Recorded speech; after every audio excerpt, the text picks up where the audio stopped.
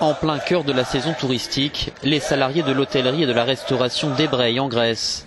Ils sont en grève pour protester contre la réforme du travail exigée par les créanciers internationaux d'Athènes. Des centaines de salariés se sont réunis dans le centre de la capitale pour s'opposer à la réforme du droit du travail qui prévoit notamment d'introduire davantage de flexibilité.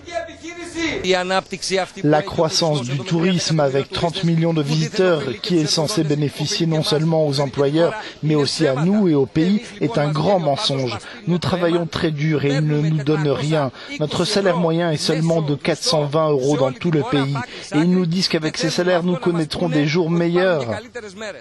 Le tourisme représente 18% du PIB et emploie 20% des salariés du pays. La réforme prévoit aussi d'abaisser le salaire minimum pour les jeunes et d'accorder moins d'importance aux accords de branche. Les travailleurs ne bénéficient pas des dollars des touristes haut de gamme. Nous séjournons dans un bel hôtel et je suis sûr que le personnel n'aura pas grand-chose de ce que nous payons. Le gouvernement de gauche avait été élu en promettant de protéger les droits des salariés. Les employés du secteur touristique sont entrés en grève pour 24 heures, mais la majorité des établissements hôteliers fonctionnent normalement. La peur des employés du secteur privé de perdre leur emploi les empêche de prendre part à de telles manifestations.